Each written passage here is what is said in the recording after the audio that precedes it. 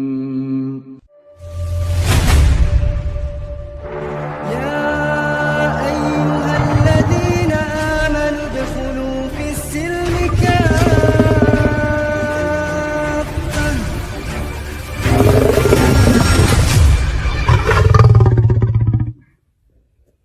Assalamualaikum warahmatullahi wabarakatuh. Alhamdulillahirrabbilalamin. Wassalatu wassalamu ala rasulillah. Senang sekali pada hari ini saya sedang bersama dengan Bang siapa? Umar ya? Nah, Mas, Assalamualaikum Bang. Waalaikumsalam warahmatullahi.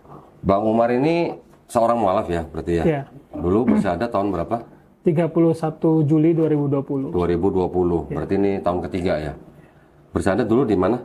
Di tempat Pondok Mualaf Anaba Center di Anaba. bawah asuhan Ustadz Nababa. Ustadz Nababan. Ustadz Nababan yang syahadatin bukan? Tidak, Bukan. karena beliau qadarullah selagi safar dakwah di NTT. Oh gitu. 2020 ya berarti ya? Oke. Dari gereja apa? Atau mungkin Ada satu institusi gereja di pusatnya di Kota Malang. pusatnya di Malang. Terus ada cabang di sini atau gimana? Ya, ada cabang di dekat rumah. Di mana namanya? daerah Karawang. Oh Karawang. Oke. Lu dengar-dengar katanya mantan misionaris.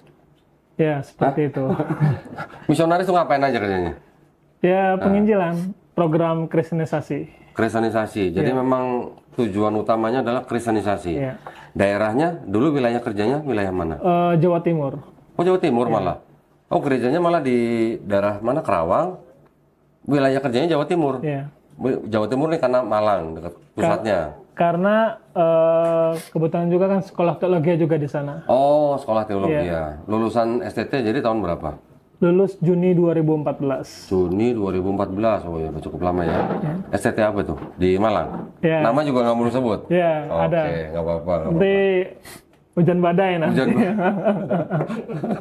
Hujan badai. Di STT itu ada jurusan apa aja? Eh, Lulusannya tetap STH, Sarjana Teologi ya, tapi konsentrasinya ada 3. Pastoral, lalu misi penginjilan, terus yang ketiga PAK. PAK itu pendidikan agama Pendidikan Kristen. agama Kristen. Berarti waktu itu ngambilnya yang Misi penginjilan. penginjilan. Karena itu jadi misionaris. Ya. Jadi kalau misalnya Bang Umar ini udah menyasar satu daerah tertentu gitu, terus apa yang dilakukan dari mulai perencanaannya? Penginjilannya. Hmm. Jadi penginjilan itu ada 2 tipe. Tipe yang pertama tipe individual, yang kedua ini tipe daerah, tipe wilayah. Kalau misalkan tipe individual itu ada 2 juga, terbagi 2. Ada yang terencana, ada yang nggak terencana. Kalau yang tidak terencana itu, ya misalnya kita lagi makan mie ayam di warung atau di mana, kebetulan ada target nih. Nah biasanya kita main kode-kodean. Oh. Ya, bahasa kode biasanya ada bahasa kodenya itu biasanya kita sebut orang gurun Oh. atau enggak kita sebut orang Ismail. Nah, seperti itu. Ismailite gitu ya. Ya, seperti Itu jadi- maksudnya dia Mas Umar tuh waktu itu kalau pas lagi yang tidak direncanakan itu beberapa orang gitu ya. ya, kalau yang tidak direncanakan tuh ya random. Jadi kalau kita mungkin lagi touring atau misalkan lagi berkeliling kuliner atau seperti apa, ada target yang memang kita mau memang tentukan untuk kita targetkan. Ada si fulan ini ya udah kita injili gitu. Oh, sudah berapa orang yang dimurtadin sama Mas Umar? Untuk formalnya 20. 20. Untuk yang nggak formalnya di bawah 100. Oh, oke. Di daerah Jawa Timur aja. Ada mayoritas Jawa Timur, yang lainnya di luar Jawa Timur. Di mana? Di Madura gitu, ada teman. tempat yang dirahasiakan. Oh gitu. Waduh, ada yang dirahasiakan. Karena ini berhubungan sama sistem penginjilan itu sendiri. Jadi mengapa ketika penginjilan mengapa banyak hal yang di depan kamera ya, ada hal yang tidak bisa disebutkan secara gamblang, karena ketika Anda tahu udah dapat nih 20 dengan formal, di situ Anda baru mengetahui bahwa ada orang-orang pendeta-pendeta itu dalam tanda kutip berbisnis, berbisnis dalam penginjilan itu. Bisnisnya gimana tuh? Ya, satu jiwa itu, kita bilangnya satu orang itu satu jiwa. Jadi istilahnya tuh orang itu dibilang jiwa. Jadi berarti 20 jiwa gitu. Jadi 1 jiwa itu ternyata mempengaruhi pendapatan Si pendeta. organisasi atau si pendeta ini dari narasumber uang, Jadi donatur-donaturnya. Jadi 1 jiwa nih istilahnya dijual ke gereja gitu. Atau gimana? Jadi donatur kan dari luar negeri. Jadi donatur dari luar negeri mereka merasa terpuaskan, merasa gembira, merasa bangga bahwa Indonesia ini banyak yang Bisa dimenangkan. ya, bisa dimenangkan untuk Yesus. Gitu, seperti itu. Oke. Akhirnya tambah duit lagi biar tambah bersemangat untuk Mengucur penginjilan. dananya Ya. dari luar negeri. Ya, tambahan bonus-bonusnya banyak di situ. 1 orang bisa dapat berapa itu kalau? Anak kurang paham berapa nominalnya secara spesifik, tapi bisa dilihat dari harta dari mereka sendiri. Jadi ya nggak kaget ada tadinya pendeta ini biasa saja, tiba-tiba punya rumah gede, ada mobilnya, nambah mobil lama jadi mobil baru, tambah motornya. Jadi dari harta-harta yang secepat itu kan bisa kelihatan kok. Padahal jemaahnya biasa aja, tapi kekayaannya bertambah seperti itu. Gitu ya. Sorry, mau nanya yang tadi di STT. Bener nggak di STT itu ada syarat kelulusan? Kalau mau lulus harus memurtadkan sekian orang gitu, betul nggak? Ya itu 20 tadi. Oh, 20? Ya, 20. Dulu saya tahunya cuma ada 3, ada yang 5, ini 20. 20. Kalau nggak 20 nggak lulus gitu? Tetap lulus, tapi apa ya, dianggap kurang Berprestasi ya. gitu ya? Tapi terkadang ya ada makanya Nabi anak punya teman yang nggak punya basic penginjilan, tiba-tiba dia udah dapat. Oh gitu. Anak nggak tahu caranya gimana. Jadi kalau nggak salah nih, saya juga ada kalau nggak salah ada brosur tuh, yang kalau mau kelulusan dia minimal harus membawa orang-orang dari ring keluarga pertama gitu katanya. Ya, gitu ya. Nanti kalau enggak baru dari ring kedua gitu ya. Ini 20 orang. Ya, 20. Okay. Atau bisa ada ininya, ada pilihan lagi. Kalau misalkan dia nggak bisa 20, ada yang 10. Oh gitu. Ada yang 10. Jadi minimal 10, ada yang maksimal 20. Tapi ada juga pilihan lagi. Kalau misalkan benar-benar nggak bisa,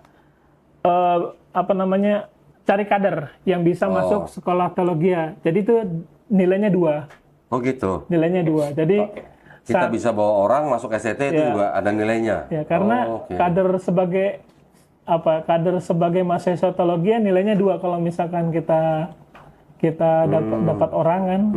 Dia seperti dapat 2 jiwa gitu, dapat jiwa dalam penginjilan. Ya, jadi dari 2014 sampai berapa tadi 2020? 2009. Enggak, lulusnya 2014. Ya, 2014. 2014 sampai 2020 bersahadat. Ya. Itu udah berapa orang yang dimurtadkan atau yang bisa dibawa masuk? Justru kalau misalkan 2014 sampai 2020 malah kurang drastis. Yang banyak di tahun berapa? Waktu masih mahasiswa. Oh gitu, Ya, sebelum lulus berarti? Ya. Oke. Karena tadi pertama baru memahami bahwa banyak bisnis. Malahan ada pendeta dia karena saking butuh dananya itu buka forum sembako. Jadi acaranya buat sembako, tetapi itu di kameranya itu penginjilan. Padahal hanya bagi-bagi duit aja sembako. Supaya jadi di dalam kamera ini banyak orang yang masuk Kristen. Padahal ini cuma acara sembako biasa. Akhirnya ketika masuk kamera diliput di dalam kamera, diedit segala macam, kasih ke narasumber ya udah turunlah duit. Jadi kelihatan banyak. Ya, gitu transferan langsung. Ada juga ya ternyata gitu ya. Jenjang karir. Jadi dulu waktu masih kuliah sebelum lulus itu memang wilayah kerjanya memang daerah Jawa Timur. Ya, Jawa Timur. Bisa kasih contoh nggak? Misalnya situ sama teman lagi di warung misalnya. Terus ada Ismailite gitu, ada orang Ismail gitu. Biasanya apa duluan yang diomongin biasanya? Biasanya kalau misalkan kita mau penginjilan, yang pertama jangan tanya agamanya langsung. Terus yang kedua jangan pernah bahas Yesus, jadi ganti Isa. Nabi Isa. Ya, karena kalau Yesus kan, Dengar ya. karena kalau Yesus itu terlalu udah bener-bener nih Kristen. nih. Ya, ya. Tapi kalau Isa kan masih familiar sama Al-Quran. Oke. Terus yang ketiga, jangan pernah bahas Yahudi. Oh, oke. Apalagi bilang pro Yahudi. Itu langsung ditolak. Ya. Oke. Terus yang Sama, ngomongin apa jadi? jangan juga bahas perang salib. Oke. Ya. Jadi kita biasa tanya, Mas, biasanya ibadahnya di mana? Gitu. Jadi ibadah ini kan umum. Kalau misalkan dia tunjuk pura, ya berarti Hindu. udah ketahuan nih identitas agamanya. Kalau misalkan dia bilang, oh masjid di pertigaan misalnya, atau musola di perempatan, udah ketahuan nih berarti identitas agamanya. Jadi dari situ kita paham dari pertanyaan yang sederhana. Terus? Itu. Setelah itu pendekatan kalau udah tahu dia beragama apa, Ya. terus masuknya dari apa lagi? Sambil kita ngobrol, kita menunggu waktu azan. Oke. Karena orang Kristen punya pemahaman bahwa orang Islam ini kan azan itu kan panggilan buat beribadahnya mereka. Jadi kalau mereka meremehkan azan, udah ketahuan kualitas keagamaannya mereka seperti apa. Ya. Jadi kecuali kalau sibuk, ya kan. Tapi kan ini lagi di warung nih, nggak sibuk lah. Ya. Tapi kok asik ngobrol, tapi kok dia nggak mau cut ya? Atau kan kalau dia misalkan taat beribadah kan, Mas tunggu dulu Mas azan, nanti saya sambung lagi gitu, atau baru dia. Nah itu kita agak mundur dikit gitu, agak mundur melangkah nih. Berarti agak kuat imannya. Taat gitu berarti ya. Tapi kalau asik ngobrol sampai azan itu habis, sampai ada iqomahnya itu udah ini, berarti kita udah tahu nih kualitas Lemah. kualitas imannya ini seperti apa. Nah, baru kita susupin pelan-pelan. Tapi kita lihat dulu.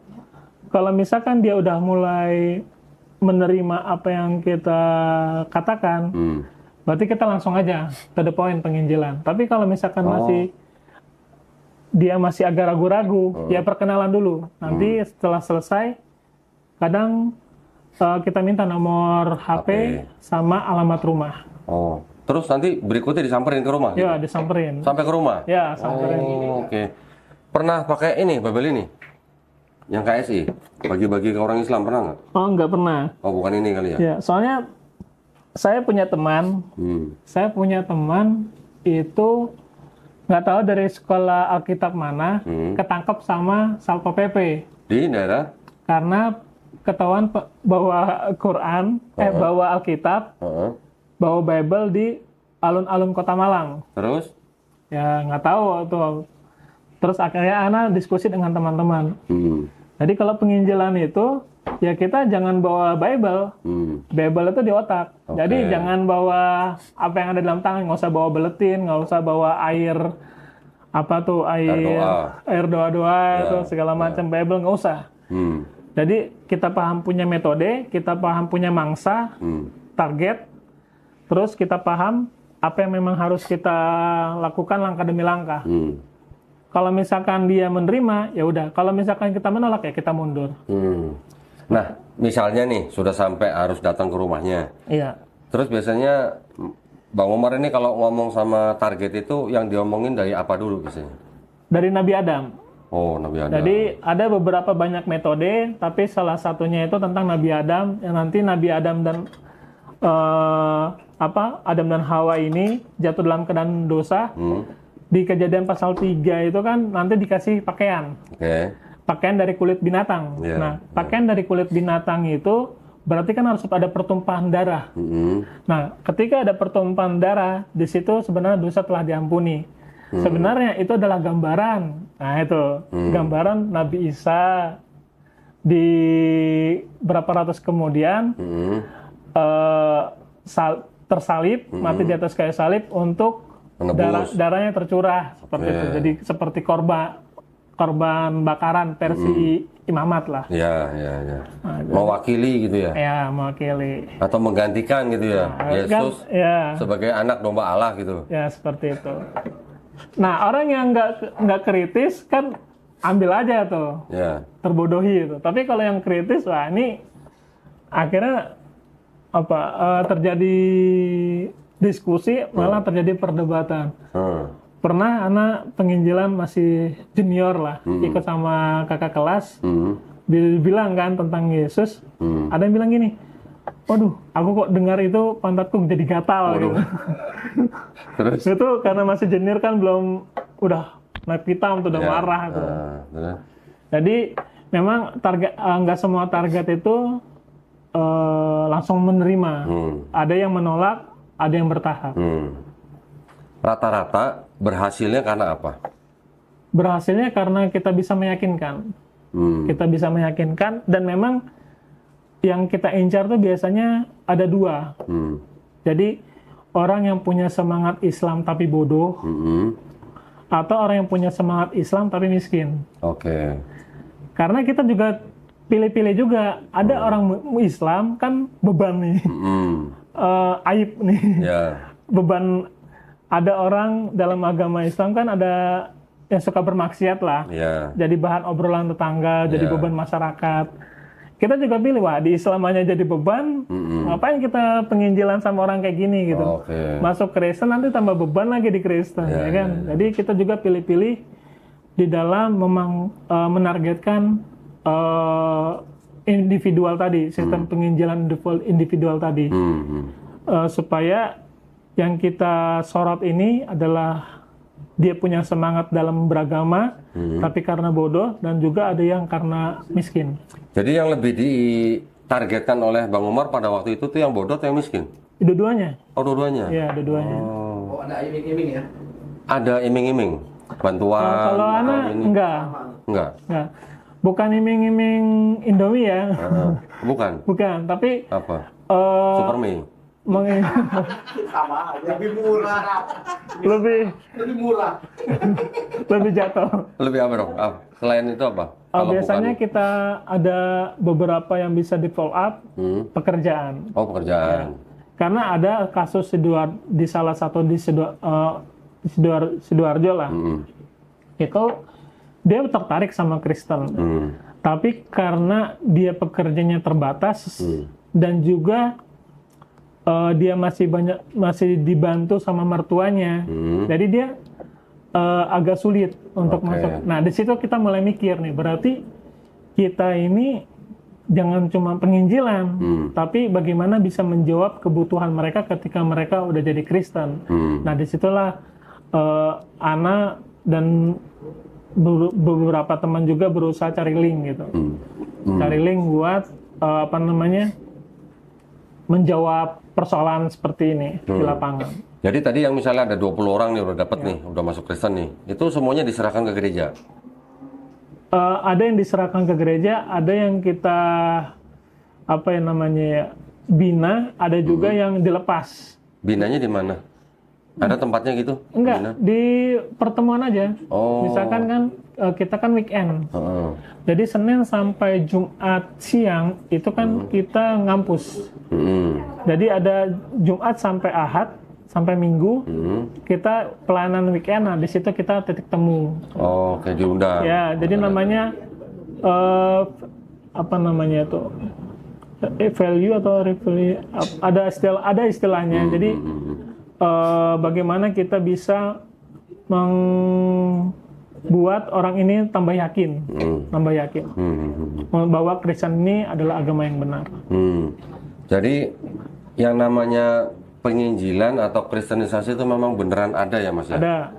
Mas Umar nih saksi hidup nih berarti ya, mantan pelaku gitu ya? Ya seperti itu. Bener ya berarti ya. Dan itu setiap mahasiswa STT itu memang dibebankan kewajiban seperti itu? Enggak juga. Oh, enggak semua? Ya, enggak semua. Jadi, khusus yang jurusan misi penginjilan itu ya? Ada, jadi memang ada background yang dia jadi pendeta, ada yang background jadi guru agama, ya ada yang background juga jadi misi penginjilan. Oh, oke. Berarti tidak semua mahasiswa, tergantung jurusannya. Gitu ya. Itu berarti memang untuk terjun ke setiap daerah kerja itu memang sudah ada SOP-nya gitu ya? Iya. Wah, keren ya. Pakai nama apa tadi? Orang Gurun. Ya, orang Gurun, orang Ismail. Oh gitu ya. Jadi memang ada ya. Ya. Dan sampai sekarang masih ada? Oh, dari Aceh sampai Papua komplit. Gitu ya? Iya. Mas Umar tahu nggak kira-kira kalau seluruh Indonesia ini itu dibagi berapa wilayah? Tergantung daerah masing-masing. Jadi tergantung provinsinya masing-masing. Jadi kalau jumlahnya provinsi segitu ya berarti segitu. Jadi nggak main wilayah barat, tengah, timur. Jadi sesuai dengan provinsi masing-masing. Provinsi di mana ada STT gitu? Oh, enggak juga. Enggak juga. Enggak juga. Jadi kita mau targetkan di provinsi ini ya provinsi ini. Oh gitu. Nah, jadi nggak main barat, tengah, timur atau utara, selatan enggak. Setelah Mas Umar lulus dari STT 2014 sampai 2020 malah tidak melakukan kristenisasi lagi. Ya. Nah, terus ngapain itu? Di Yayasan Rehab. Oh, Yayasan Ya, Rehab. karena memang waktu itu sempat juga pengen kan, pengen udah keliling ini juga, ya sempat kelilingin sedikit lah wilayah di situ, pemetaan namanya, pemetaan wilayah. Tapi pemimpin yayasan itu pernah bilang jangan melakukan seperti itu karena pada saat itu momennya kebetulan kan yang di Ungaran ini kan yayasan di Ungaran ini punya cabang di daerah di tempat yang lain. Nah, di tempat yang lain ini itu pada saat itu lagi mengalami tekanan dari organisasi FPI. FPI? Ya, di terus? daerah Temanggung. Oke. Jadi dikira ini adalah yayasan kristenisasi. Akhirnya udah kedetek nih, gitu, udah kedetek. Jadi memang, wah, Masya Allah, FPI itu organisasi yang selalu bentrok dengan penginjil. Gitu ya? Ya, makanya kalau ada orang Islam yang kurang suka FPI, Nah, berarti ada sesuatu. Gitu. ada sesuatu. Kalau misalkan dia nggak suka, dia harus menjawab, dia minimal harus memiliki organisasi yang lebih hebat. Karena memang yang sering bentrok dengan penginjil tuh cuma dua, Jamaah Tablik dan FPI. Oh gitu ya? Di dalam lapangan. Ya. Makanya sekurang-kurangnya mereka, ya mungkin individualnya aja, gitu. Tapi secara organisasi mereka sangat bekerja keras untuk mempertahankan ya Islamnya di Indonesia ini, Masya Allah. Jadi malah saya baru dengar ini dari mantan misionaris. ya jadi itu yang sering bentrok itu FPI sama Jamaah Tablik, yang gitu. sering bentrok dengan gaungnya, kehebatannya dalam tanda kutip ya, yang semangat luar biasa para penginjil Nusantara. Oh, Mas, di seluruh Indonesia itu kira-kira ada berapa misionaris itu? Wah, kira-kira banyak nggak kehitung. Nggak bisa hitung juga sih, soalnya nggak punya datanya. Jadi tapi setiap kecamatan pasti ada. Kecamatan. Ya. Terus kalau jumlah umat Islam di seluruh Indonesia yang murtad ada datanya nggak? Di Indonesia nggak punya. Nggak ada. Ya. Ada yang bilang setahun kata 2 juta umat Islam murtad katanya. Ya, tunjukkan aja coba datanya. Karena nggak pernah lihat datanya. Nggak pernah lihat. Kalaupun pernah, tapi itu hanya omongan aja kan. Tapi secara data akurat tertulisnya kan, makanya kan juga nggak bilang mengakui, tapi ada. Maksudnya ada yang dimurtadkan, tapi untuk angkanya itu saya kurang paham karena memang nggak punya datanya. Nanti bisa didelik nanti. Iya. Nah kalau targetnya biasanya nih, kan kalau tadi kan Mas Umar kan targetnya kan yang tidak direncanakan tadi. Kalau yang direncanakan bagaimana? Nah, individual yang direncanakan itu memang udah jelas. Target gitu. Iya, orangnya siapa, ininya siapa, misalkan orang kunci biasanya. Oke. Di kunci. Sebuah desa. Ya. Jadi udah disasar memang. Itu sering berhasil?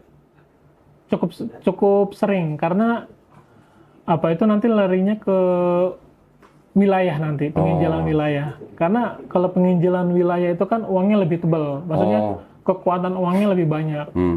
Karena kekuatan uang itulah nanti menjawab permasalahan masyarakat di situ. Misalnya ada masyarakat yang bermasalah sama pertanian, di situ muncul. Ada masyarakat Islam yang bermasalah sama nelayan, perikanan. Di daerah nelayan, di situ muncul. Ada masyarakat Islam yang bermasalah dalam gempa bencana, misalkan, di situ muncul. Ada yang di Bali, salah satu daerah di Bali itu kekurangan air bersih. Akhirnya dibikin sumur bor. Oke. Tapi bilangnya bukan kristenisasi, bilangnya buat masyarakat umum. Tapi minimal sebenarnya mereka yang menunjukkan eksistensinya saja. Tapi kalau misalkan mereka sudah mendapatkan hati, nah baru di situ. Jadi tidak mungkin mereka memberikan dana tanpa ada sesuatu ya. Ya, timbal balik seperti itu. Berarti mereka ambil hatinya dulu nih. Gitu ya. Atau enggak paling tidak nanam budi dulu berarti ya. Kalau orang udah utang budi, nanti diajak ke gereja susah nolak gitu ya. Betul. Oke, nah itu ya. Jadi teman-teman ya, para pemirsa ya. Kalau saya setiap kali ngonten bilang masih ada diakui, tidak diakui kegiatan misionaris atau penginjilan atau kristenisasi, ini buktinya masih ada ya, orangnya masih hidup nih. Alhamdulillah. Alhamdulillah sudah jadi muslim. Sekarang kebongkar kan gitu kan.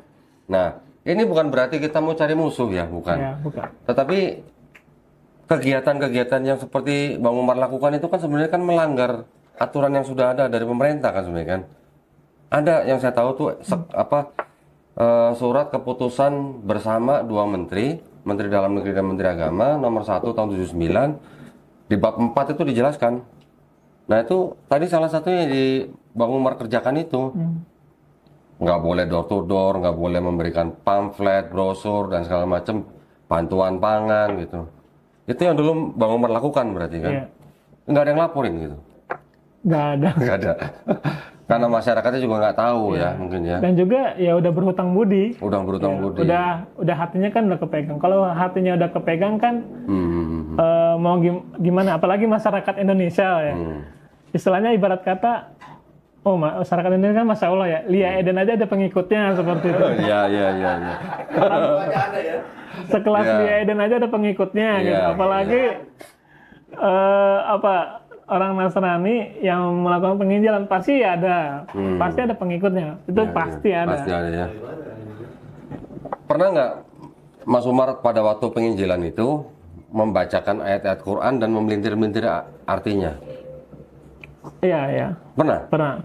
Tapi hanya sedikit aja. Jadi misalkan tentangnya itu tadi Adam dan Hawa. Jadi kita pakai nama istilahnya Nabi Adam. Walaupun di Bible kan nggak ada tuh Adam dibilang Nabi. Ada Bible yang bilang Nabi ada. Oh ya ada. Nggak semua sih. Ya. Dikit banget. Namanya Bible TZI. Nah, itu ada sebut Nabi Sulaiman, Nabi Daud, Nabi Ismail, semua disebut Nabi. Yang ini berarti versi LAI. Versi ya. Jadi versi LAI itu kan bilang Adam gitu, langsung Adam. Jadi kita bilang Nabi Adam, Siti Hawa, gitu. Jadi Nabi Isa. Jadi hal-hal yang aromanya Islamik lah, supaya Kristen ini tidak Kristen ini tidak ditolak. Pendekatannya gitu ya. Pendekatannya. Tapi gini ada satu lagi Jadi selain kalau misalkan kan mereka kan punya visi dan misi besar bahwa Indonesia ini supaya diserahkan sebagai umat Tuhan gitu. Jadi biarlah Indonesia ini bilang menjalik ya. Menjadi kerajaanmu di bumi seperti di surga. Waduh. Keren dong. Gitu ya. Ya, itu yang pertama. Tapi kalau itu tidak terjadi, mereka akan berupaya sekuat mungkin. Ya udah, mereka tetap Islam, tapi Islamnya rusak. Islamnya yang punya keyakinan lemah terhadap Al-Quran dan As-Sunnah. Jadi pegangan mereka. Jadi kalau mereka tidak bisa mengkristenkan, mereka akan berupaya bagaimana ya mereka tetap agamanya seperti itu, tapi agamanya yang jauh dari dasar pemahamannya mereka, yaitu ya sumbernya kan kalau kita kan Al-Quran dan As-Sunnah. Nah, berarti ini kan kita tadi udah dengar cerita nih, Bang Umar nih, pengalamannya dari mulai menjadi mahasiswa STT, melakukan kristenisasi ya, sampai lulus, kemudian direhabilitasi gitu kan. Terus gimana ceritanya kok bisa nyasar ke Islam? Masya Allah. Gimana dong? Jadi itu ceritanya panjang. Sekitar 2 tahun masalahnya. Oh, kirain 2 tahun ceritanya. Ceritanya 2 tahun? Iya, maksudnya... Enggak, jangan 20 menit aja. Ya, jadi... Selama 2 tahun maksudnya pencarian? Ya, pencarian dari 2018 itu. 18. Ya. Gimana ceritanya? Jadi awal mulanya itu kan ya diskusi aja, diskusi biasa. Dengan Lalu ya dengan seorang ustadz? enggak, lulusan pondok biasa. Oke. Ya, jadi udah kerja umum lah, pekerjaan umum. Jadi dia ini jadi gini, Anda melihatnya dari segi pendidikan, Anda lebih di atas dia. Oke. Anda S1, dia cuma tamatan SMA. Oke. Yang kedua, dari segi gaji, Anda lebih hebat lah dari dia. Terus dari segi apa istilahnya jabatan, Anda lebih juga hebat daripada dia. Tapi ada yang membuat dia lebih unggul dari Anda. Apa tuh? Memperlakukan kitab sucinya. Oke. Jadi ketika dia dia benar-benar sangat menghormati Al-Quran. Dalam memegang Al-Quran itu beda sama Bible. Ada adabnya gitu ya? Ya, Bible mau taruh di bawah bantal, mau taruh di atas lemari sampai berdebu, mau taruh di karpet setara dengan kaki, itu biasa. Oke. Tapi Al-Quran ini dia benar-benar menghargai dan benar-benar mencintai Al-Quran itu, dan itu tadi memakai adab-adab yang bagus ketika memegang Al-Quran. Di situ Anda punya keyakinan bahwa ini berarti orang baik nih. Kitab sucinya aja dihormati kan gitu. Akhirnya mulailah kita diskusi lebih dalam tentang, dia berdiskusi tentang Nabi Muhammad, Anda berdiskusi dengan Yesus. Nah, ketika itu baru diskusi dengan Al-Quran, Umar bin Khattab. Ya. Itulah kenapa nama hijrah Ana Umar. Oh, Masya Allah. Lengkapnya Abdullah Umar. Jadi Abdullah itu anaknya, Umar itu sahabat. Habis itu yang ketiga ini baru surat Al-Ikhlas. Ya, surat Al-Ikhlas dengan 4 ayat ini sebenarnya sudah cukup merobohkan kerangka teologis dari Bible. Bahwa Allah itu tidak punya nasab gitu. Allah tidak butuh sesuatu untuk melahirkan dia, dan juga Allah tidak melahirkan oleh yang lain gitu. Tidak melahirkan anak gitu. Jadi hanya dia, tidak ada yang lain. Jadi itu 4 ayat itu sebenarnya surat tauhid yang memang dengan 4 ayat itu udah cukup. Sebenarnya kalau misalkan ditafsirkan itu kan pasti udah panjang lebar. Sama para ulama-ulama kita terdahulu, udah cukup untuk merobohkan sebenarnya. Dan itu benar-benar mujarab buat Ana waktu itu. Benar-benar waktu itu. Itu malah Bang Umar dapat dari seorang lulusan SMA atau pesantren. Tapi ya itu tadi, kenapa itu 2 tahun? Yang pertama, ya ego lah, maksudnya gengsi ya? Ya gengsi juga. Lulusan STT gitu man. Terus yang kedua, Ana akui juga, Ana masih cinta dunia waktu itu. Ana tahu nih konsekuensi seorang Islam ini pindah agama ini bagaimana gitu. Pasti yang paling ini kan dana nih, uang nih. Yang tadinya punya ATM ada isinya pasti ya seperti itu. Jadi langsung kosong gitu ya. Ya, jadi itu benar-benar memakan waktu. Tapi alhamdulillah sih, Anda bersyukur bahwa Allah tidak mematikan Anda pada saat itu. Kalau mematikan kan mati dalam keadaan kafir. Udah selesai gitu ya? Selesai. Finish kan. Tapi alhamdulillah dengan berjalannya waktu berkecamuk dalam hati anak ini. Satu, pengen benar-benar ingin memuaskan lagi tentang Islam sebelum benar-benar pindah. Kedua, masih cinta dunia. Ketiga, panas, udah mulai merasa panas nih. Gimana panas? Ketika dalam penyembahan kepada Yesus. Nah, udah apa ya? Kok ada nggak nyaman nih? Gitu ya? Ya, kayak mulai angkat tangan, tepuk tangan buat ibadahnya kan. Nah, itu kok agak beda ya tepuk tangannya udah canggung gitu.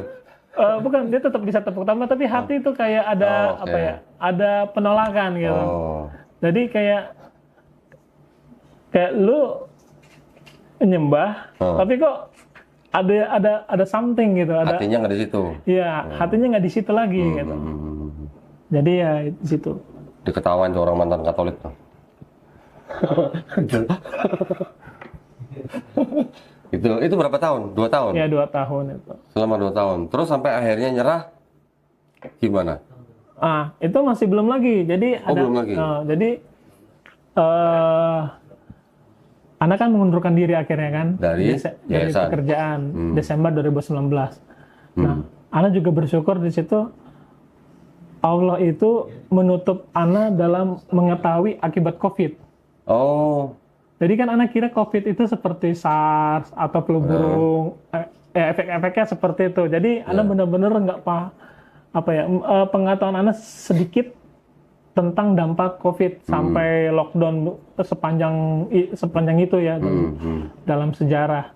Tidak seperti flu burung ya atau flu babi ya, seperti itu SARS. Jadi Desember 2019 mengundurkan diri untuk mendapatkan pekerjaan di luar gereja. oke. Nah, ketika sudah itu dapatlah pekerjaan. Pekerjaan ternyata di gereja juga. Oh, gereja lain atau? Iya, di gereja lain di daerah Jakarta Timur. Oh, oke. Ya, di situ di situ Ana ingin diorbitkan, pilihannya 2. Satu, menjadi misionaris di Hong Kong. Wis. Jadi, tapi samarannya TKI. Oh, oke. Ya. Terus yang kedua, antara daerah Sumatera, Pulau Sumatera bagian selatan lah. Seperti itu. Mana? Lubuk Linggau? Kisaran Bengkulu. Oh, Bengkulu. Oke. Ya. Habis itu, ya Anda pilih lah, Bengkulu lah. Nggak usah jauh-jauh gitu.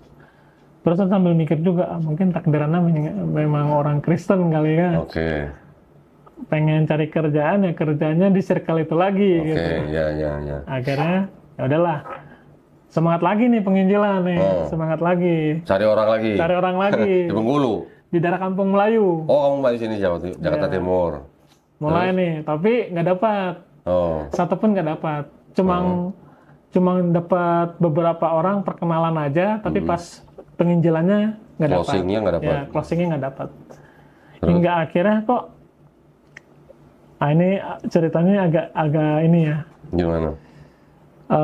Hingga akhirnya itu tadi ada momen di mana Arsana memutuskan. Nah, yaudah akhirnya terjadilah itu tadi singkat cerita 31 Juli 2020 tadi. 31 Juli 2020 akhirnya memutuskan masuk Islam. Masuk Islam. Karena gagal misionaris lagi itu.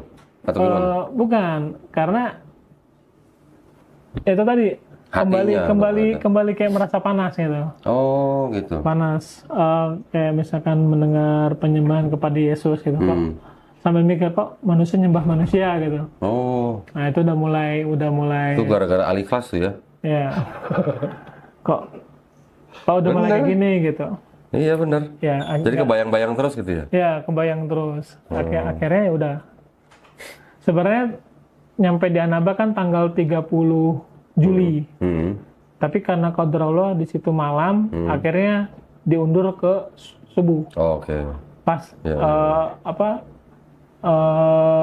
orang takbiran. Oh, oke. Karena pada saat itu kan lagi Idul Adha. Oh, ya. Oh, berarti subuh 31 Juli baru bersahadat. Ya. Gimana rasanya waktu sahadat itu? Wah, Masya Allah lega, plong. Plongnya kenapa? Ya, plongnya itu terjawab sudah gitu. Terjawab sudah yang selama ini Anda cari. Plong karena udah nggak nyembah manusia lagi gitu ya? Ya, seperti itu. Jadi syahadat itu adalah sebuah ikrar bahwa berhenti dari kepercayaan yang salah, lalu memulai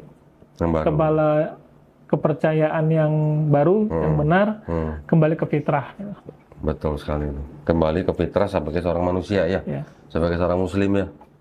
Muslim kan cuma orang yang berserah diri kepada satu pencipta gitu ya. Masya Allah. 2020. Terus dari 2020 sampai sekarang sudah belajar apa aja di Islam? Udah mondok? Ya, mondok. Masya Allah. Di mana? Di Anaba itu? Ya, jadi syahadatnya di tempat Ustadz Nababan. Ustadz Nababan. Ya. Terus mondoknya di mana? Di situ juga? Di Ciputat. Oh, punya Ustadz Nababan juga? Iya. Oh, oke. Berapa lama? Sampai Februari 2021. 2021. Oh, belum setahun berarti. Ya, belum. Terus pindah. Ya, pindah. Sekarang pekerjaannya apa? Masih belajar. Masih belajar di pondok? Belajar, ya, mondok. Sekarang di mana? Di pondok mana? Di daerah Boyolali, Boyolali mana? Jawa? Jawa Tengah. Jawa Tengah? Ya. Kok bisa jauh sono? Ya, ada ceritanya lagi. Oh, ada ceritanya lagi. Ya. Tapi Masya Allah ya, berarti menuntut ilmu berarti ya, Bang Umar ya. Mudah-mudahan apa yang dituntut dari mulai bersyahadat sampai sekarang, bahkan nanti insya Allah akan bisa lulus menjadi seorang da'i gitu Amin, ya. amin, amin. Cita-citanya apa? Mau bangun pesantren atau gimana? Ya, jadi ustadz. Oh, jadi ustadz? Jadi pendakwah. Alhamdulillah, pendakwah. Alhamdulillah ya. Kira-kira nih Bang Umar nih, dulu nih sebagai mahasiswa atau sebagai misionaris nih ya, di dalam hati itu kan selalu ada misi untuk mengkristenkan orang lain gitu kan. Ya. Sekarang sudah belajar menjadi dai ini, ada perasaan ingin mengajak orang Kristen masuk Islam nggak gitu? Salah. Insya Allah ya. Salah. Oh, berarti boleh dong diajak debat dong nih. Nanti kalau ada pendeta gitu ya, kita ajak debat ya. Harus siap belum? Belajar dulu dari antum. Oh, belajar dulu. Lo kan Bible-nya udah kelotok juga Bible-nya ya. Tapi kalau dulu yang di STT belajarnya apa? Bible-nya apa? Cuman TB aja? Dari LAI. Iya, cuman yang TB aja Iya. berarti ya. Oke. Nggak belajar tanah gitu nggak? Enggak. Septuaginta gitu nggak? Oh, enggak. Oh enggak ya? Enggak. Septuaginta Alexis itu cuma namanya aja yang kita pelajari sejarahnya apa. Terus gini, bener nggak sih kalau di STT itu ada mata pelajaran Islamologi? Wah, ada. Bener? 3 SKS. Apa aja nih pelajaran di Islamologi STT? Pengen Jadi, tahu nih. di situ nanti dijelaskan fakta-fakta tentang Nabi Muhammad. Faktanya fakta apa? Positif atau negatif? Jadi, anak yang dahulu itu nganggapnya positif. Oke. Tapi ketika anak masuk Islam ternyata itu sesuatu fitnah. Oh gitu. Ya, jadi yang pertama itu Islam itu kan dibilang agama jin. Hah? Nah, Agama jin? ya karena kan Nabi Muhammad di Gua Hiro. Oke. Nah kan di gua ada siapa kan biasa Oke. gitu dikait-kaitkan lah, cocok logi lah gitu. Terus? Terus Islam itu dikatakan agama radikal, agama apa? Agama suka perang, keras. Padahal sekeras-kerasnya Islam, orang Yahudi jauh lebih keras. Gitu. Bahkan dalam Islam pun perang itu ada akhlaknya juga, nggak semua dibantai. Gitu. Ya. Jadi malah justru orang Yahudi itu kalau berperang lebih sadis. Ya. Jadi, yang bernapas bunuh gitu ya. Bahkan keledai nggak tahu apa-apa aja bunuh gitu. Itu di kitab Hakim-Hakim pasal 1 itu menceritakan tentang peperangan Israel bahwa ketika dia menguasai wilayah semua harus dibantai, baik manusia maupun ternaknya. Bahkan di kisahnya Raja Saul kan dia tertolak karena dia lebih menahan binatang-binatang ternak yang terbaik. Lalu dia serahkan kepada Tuhan, dibakar. Lalu datang Nabi Samuel bahwa gara-gara ini engkau telah ditolak oleh Tuhan Allah, engkau ditolak sebagai raja dan posisimu akan digantikan oleh seseorang yang lain. Maksudnya itu Raja Daud. Yeah. Jadi memang peraturan perang dalam Yahudi itu ya anak manusia, orang lemah, anak wanita dan binatang ternak ya dibantai. Beda sama Islam. Makanya salah kalau misalkan Islam itu dikatakan agama perang, agama suka perang, agama radikal. Salah besar. Ya. Selain itu apa lagi yang dipelajari di Islamologi? Nabi Muhammad tuh suka anak kecil. Pedofil tuh udah. Gituan ya dipelajarin ya? Islamologi ya? Ya. Lalu Oke. Terus. Lalu Nabi Muhammad tuh egois. Jadi beliau istrinya banyak, tapi umatnya dibatasi 4. Jadi banyak hal banyak hal yang memang dibilang itu fakta, ternyata itu sebenarnya itu agak sadis sebenarnya. Agak sadis bahwa sebenarnya itu adalah pendoktrinan yang salah terhadap Islam. Ya, para pemirsa ya, dengar sendiri ya. Islamologi di dalam STT mengajarkan memfitnah Nabi Muhammad SAW. Ya. 3 SKS ya? Ya. Keren ya. Berarti boleh dong ya kita sekali-sekali ya? Hah? Sama ya? Hah? Ngisi. Oh, ternyata isinya itu ya Islamologinya ya. Malah nanti ada momen di mana Nabi Muhammad itu kan ada ciri-cirinya, dan ciri-cirinya ini dari ciri-cirinya ini tergambar satu sosok. Nah, seperti ini, dan sosoknya itu jelek sekali. Jadi apa ya, seperti orang yang besar tapi kayak bandit lah, lebih kepada bandit gitu. Jadi benar-benar apa ya, menghinakan lah sebenarnya, menghinakan Nabi gitu. Saya baru tahu nih, baru dengar langsung nih dari mantan mahasiswa STT ini ya, bahwa di dalam STT Islamologi ternyata membicarakan dan memfitnah Nabi Muhammad SAW. Baru tahu saya bener. Nanti boleh. Pertanggungjawaban ya. Itu bisa dipertanggungjawabkan ya? Bisa Ya, dipertanggungjawabkan. siap. Hah? Allah. Bisa ya? Ya. Insya Allah. Baik, nah kalau gitu, apa lagi ya? Pada waktu tahu apa yang diajarin di dalam Islamologi yang di STT itu, terus pada waktu mau masuk Islam, itu nggak menghalangi? Nggak Ya, menghalangi niat waktu mau masuk Islam setelah mempelajari atau mendengar fitnah-fitnah tentang Nabi Muhammad itu di karena STT? kan tadi karena diskusi itu kan mulai tuh, karena mulai berpola, jadi mulai berpola tatanan pemahaman yang baru tentang Islam, baru nanti ditutupin tadi tentang apa namanya, tentang astagfirullah, surat Al-Ikhlas. Oh, oke. Di cover oleh. Ya. Tadi ngomong-ngomong yang tentang Nabi Muhammad dengan apa? Anak kecil. Ya, pedofil. Waktu di STT nggak belajar Nabi Ishak menikahi Ribka usia 3 tahun gitu nggak ya? Enggak. Tahu nggak? Atau nggak pelajarin Nabi Daud zina sama Binor, Betseba usia 7 tahun gitu nggak? Ya seharusnya kan demikian gitu ya. Ah, ada nih bukunya nih. Iya, iya. Ya udah Tamar tuh. Ah, belum lagi Tamar. Ya, Yehuda sama Tamar. Nah. Enggak dipelajarin gitu ya? Ya, Maria dinikahi Yusuf usia 12 tahun sampai 14 tahun nggak dipelajarin? enggak. Oh. Jadi yang dibicarain malah Nabi Muhammad dengan anak kecil gitu ya? Kalau tadi yang Yusuf sama Maria, itu malah Maria itu ya umurnya nggak disebutkan. Umurnya nggak disebutkan. Jadi kayak misalkan Lot, ya kan Lot berzina nanti sama Ya. kedua anak perempuannya. Ya, atau menghamili dua anak perempuannya. Menghamili. Ya. Itu cuma hanya sekilas saja. Oke. Karena ini nanti larinya ke pengantar pengantar teologi perjanjian lama. Oh gitu. Jadi ada nanti sub tema yang tadi barusan saya jelaskan tadi, masuk pembahasannya di mata kuliah yang lain. Oh. Tapi kalau misalkan tadi Islamologi ya itu tadi. Gitu ya. Berarti nggak seimbang dong belajarnya.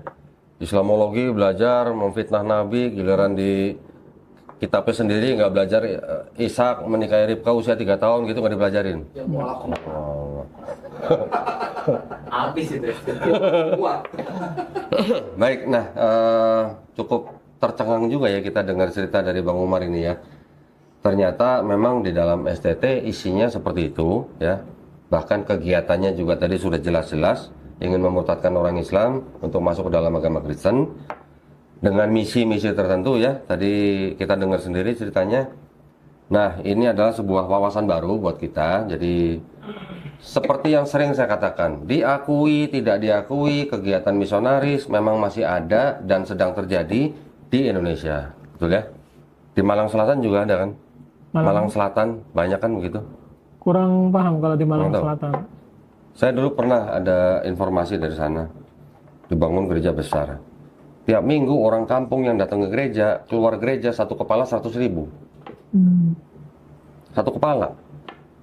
Satu orang kampung satu kepala 100.000 bisa buat makan seminggu kan? Iya. Gitu. Katanya nih ya, tapi saya sih mendapatkan informasi yang cukup valid sih. Tapi Masya Allah ya, tadi kita mendengarkan cerita dari Bang Umar. Seperti itu ceritanya. Dan Alhamdulillah sekarang Bang Umar sudah menjadi seorang Muslim. Sekarang sedang belajar ya. Insya Allah nanti segera menjadi Ustadz ya. Ustadz Umar Abdullah gitu atau apa? Namanya apa lengkapnya tadi? Ustadz Abdullah Abdullah Umar. Abdullah Umar, Ustadz Abdullah Umar. Ya, kita tunggu aja nanti kiprahnya. Mudah-mudahan bisa segera menjadi pembela agama Islam ya di daerah-daerah. Baik, kalau gitu terima kasih banyak ya atas perhatiannya para pemirsa. Sungguh sebuah cerita yang menginspirasi buat kita. Dan kita semua juga harus berhati-hati dengan keluarga kita, dengan teman kita, dengan saudara kita, ya, dengan masyarakat Islam supaya apa?